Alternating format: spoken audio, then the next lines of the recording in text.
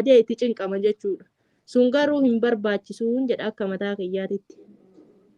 Anillee akkasuman jedha obboleeyyan keenya warri namni takkas lamas warri nu dhageettan jechuu hanyni tahee warri nu dhageettan sammuu keessan ittiin dhiphisina wallaa ittiin dhiphisina waan barattan ittiin dagatina dalagaa itti hin irraanfatina. Irraa qoodachuuf asitti argamne siin jedha yaamuu teennaatiilleen itti fufi. Tole obboleetti teenya Zayniin as aanaa kana jechuudha carraa ajaa'ibaa takka tikkeetti sila situ Ameerika irraa waa tikkeetti wahii ergeefi. Maa hin argine kaataani waan hin afaanuu qarxamsi goote faasee barisiin lotorii baheefimi maashaallah. Kanatti beeki hiriyyaa ofillee ta'e namni bakka kamuu ofumaan fedha malee ofirra nama hin jaallatu. Garuu ani sitti hin himne hin gammadeef malee Zayniti ya congratulation azizata qalbii. وإذا ما شرعتون جبنا نوفي ماني نبي كنا ربي فولجالنا قياسا قد السلام عليكم ورحمة الله وبركاته أشما هركفوني خبجمتو تجالتمتو هردفتو تكينا بقى جرات تنجتشا إيقا هرقا من زيني توب جرة هردفتوني زيني لا كانوا سيمتان أبديك أمنا أكاسو مموت يوجد نما لما تاني nama qaalii nama gaarii nama kabajamaa jaallatamaa tokko wajji keessummaa mana Zayni dhufne manni Zayni immoo mana kenna obboleetti kenna salaama jedhii maqaa kan kellee mana kanaaf haara wanatti fakkaatee nuuf himinsiin jedha. Hayyee bismillah assalaamu alaikum warahmatullaahi wabarakaatu kabajamtootaa fi hordoftoota keenya hunda ka Zayni ka'amu kaasiyaa hundi keessanuu akkan bakkuma jirtanitti nageen rabbi isiniif haa baay'atu jechaa. Anilleeni haarawallee miti mana kanaaf maa haarawan goote mee ammaate suma takkaan dhufin malee. Haarawaa mitiire haarawa seeba. Neetworkiin na ala goonaan sayyuan. Ayyee akkasii inshaallah ka obboleettii teennaa gammachuun isii gammachuu kennaa gammachuu isii ibsachuuf yookaan gammachuu isii irraa qoodachuuf asitti argamne. Siin jedha yaamuu teennaatilleen itti fufi. Tole obboleetti teenya Zayniin as aanaa kana jechuudha carraa ajaa'ibaa takka tikkeetti sila situ Ameerika irraa waa tikkeetti wahii ergeefi. Maa hin argine kaataani waan hin afaanuu qarxamsi goote faasee barisiin lotorii baheefimi maashaallah. Inumaan hinaafa garummoo tiyyuu isiin sila hiriyyaatti yabeetee yeroo ammaa kanatti beeki hiriyyaa ofillee ta'e namni bakka kamuu ofumaan fedha malee ofirra nama hin jaallatu. Garuu ani sitti hin himne hin gammadeef malee Zayniti ya congratulation azizata qalbii alfa mabruuk baga gammaddeen siin jedha. Kan keedii irratti hojjettu kan bakka guddaa irratti geettu rabbi sii haa taasisu baga mootiyyuu gara hojiititti ceetee bu'aa firee ofii argoo osoo hin taane hojiitti achi ce'uudha malee moonitaayizii ta'uun dhugaa rabbiitti gaafa hojiitti ce'an akka kiyyatti gaafa itti hojiitti achi ce'an jechuudha baga as geessee rabbiin dalagaa gaggaarii irratti si haa laaffisuu nama ofillee fayyadee hawaasa ofillee amantii ofillee fayyadu rabbi si haa taasisu irra deddeebi'ee congratulation baga gammaddee alfa mabruuk siin jedha asoo itti fufi. Anilleen Zayni to congratulation mabruuk baga gammaddee gammachuun kee gammachuu kennaa. Waan gaarii waan khairii qabdu irratti dabarsitee har'allee borullee irraa milkooftu waan barumsa ilmaan kee ka dudduuba dhufanii hafaniif barumsa gaarii dabarsitee irra dhiisu rabbiin siif haa taasisuun jedha. Gammachuun kee gammachuu kennaa baga gammaddee baga monetization taatee miseensa YouTube congratulation. Maashaallah. Gammachuu kanaa ol ibsachuu fi nuti xiqqaataa gammachuun isii gammachuu kennaa rabbiin bakka guddoon isii haa ga'u tanaa ol rabbiin isii haa oofu jenna inshaallah du'aa eegoonaaf. Aamin wallahi waan nan sani waan gaggaarii yaani mee gaafii takka lama si gaafadha asichoo ati akka keetititti jechuu akka nama tokkootitti nama moonitaayiz illee ta'ee argee yuutuubiin kun ta'abbii yeroo kam nama gaafata yeroo osoo eegamoonni ta'anii immoo osoo moonii hin ta'in akkasuma mee tana naa deebisii gaafii birallee sii qaba. Wallaahi yuutuubiin gar lachuttuu ta'abii ni qaba.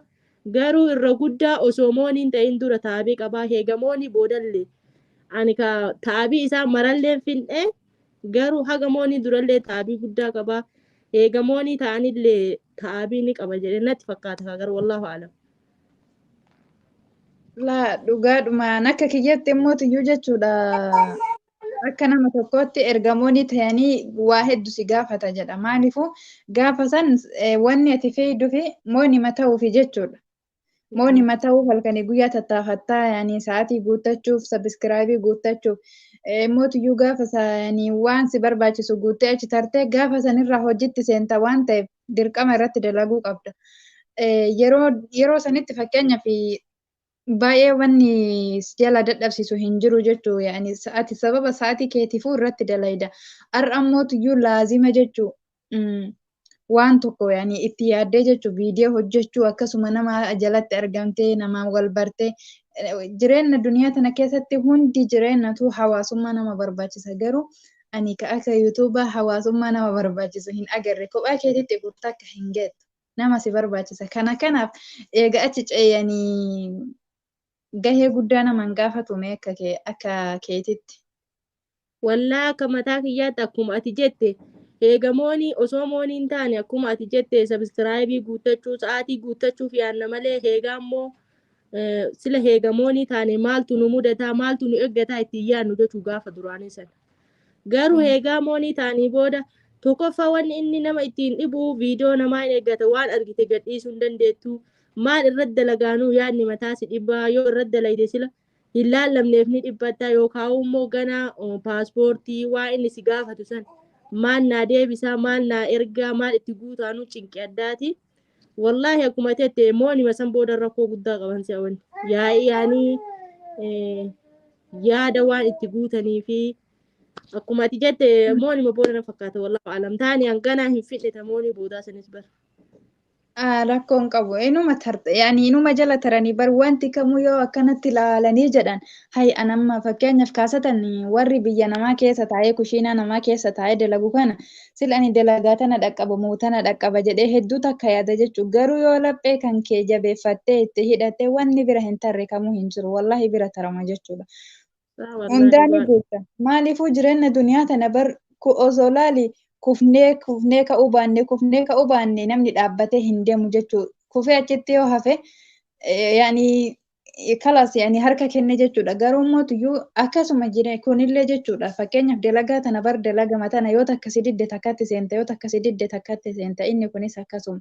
San bira dareema fakkeenyaaf har'a kana hojjedhee yoo geesse bor maal hojjedha sila maal irratti dalagaa jedha namoonni tokko jechuudha. Garuu akkas jettanii ofii hin sodaachisina. Gaafa waan tokko hojjetan yaanni isinii dhufa hojiin illee isinii dhufa.